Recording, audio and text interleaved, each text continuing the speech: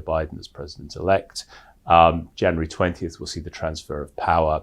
So my question is, will that shift at the White House cause a fundamental change in the response and likely trajectory of the pandemic, and therefore the economic effects that will flow from it? I think the answer is yes and no. I think Biden will take the pandemic more seriously than the current administration. And that means that we are expecting to see more consistent messaging, guidance, and coordination across the board. However, the US is a federal system. So that means the president has a lot of limitation in terms of his authority. So because of that, I think Biden has been very careful, in fact, about tempering the expectations of Americans of how fast he can turn things around. So he set three, what I consider pretty modest goals for the first 100 days of his administration. The first one is to ask Americans to wear masks, right? He doesn't have the power to command them to do so, but he can set an example of doing so. He said he will aim to have all the schools reopen, and have all the kids back in classrooms to take in-person lessons. And he will aim to deliver 100 million shots of vaccines. That means to get 50 million Americans vaccinated. I think he knows the constraint on his power.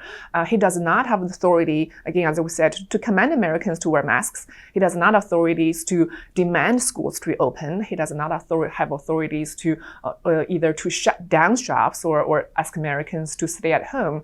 Those powers resides with governors and local officials. And in terms of the vaccination, a lot of things are also out of his control. In terms of the manufacturing, distribution, a project of such unprecedented and sheer scale of vaccinating the entire population in such a short time faces a lot of uncertainty, and those things will come up, and probably timeline can slip. So he's taking those things into consideration and set fairly modest goals. Okay. One of the things that could change in quite short order, obviously, is the fiscal response, which is something which is certainly outside of his control as president-elect. It appears, as we're recording this on Wednesday, that by the end of the week, some kind of deal, some kind of scaled-back kind of deal is possible. Is that likely to have a material change, again, in the trajectory of the pandemic and the economic consequences?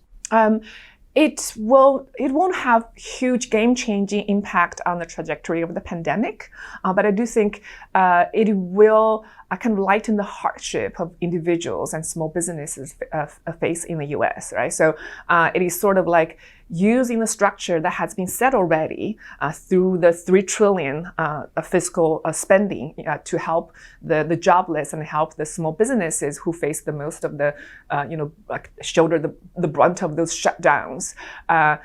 To be able to kind of weather the last few months before the vaccine take full effect and allow economic activities to return to normal.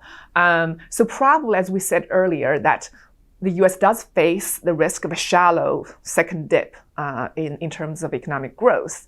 And that fiscal stimulus, which we do expect to pass this week, may help prevent that dip or make that dip even shallower. Okay. So as we look forward beyond the first quarter, what kind of timeline are you looking at for full-scale normalization in the US? And have you got a rough sense of what that's going to look like? Right. Although I did say that Biden set pretty modest goals for his first 100 days, but I do think in terms of normalizing real-life activities, economic activities in the US, the impact can be big.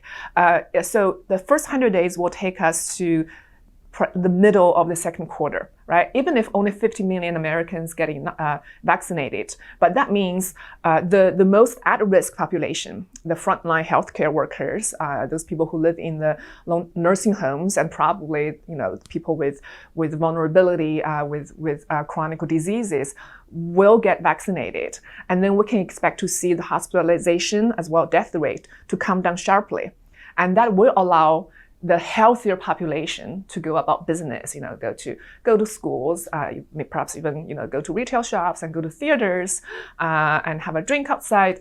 I think those activities can largely return to normal by the end of second quarter.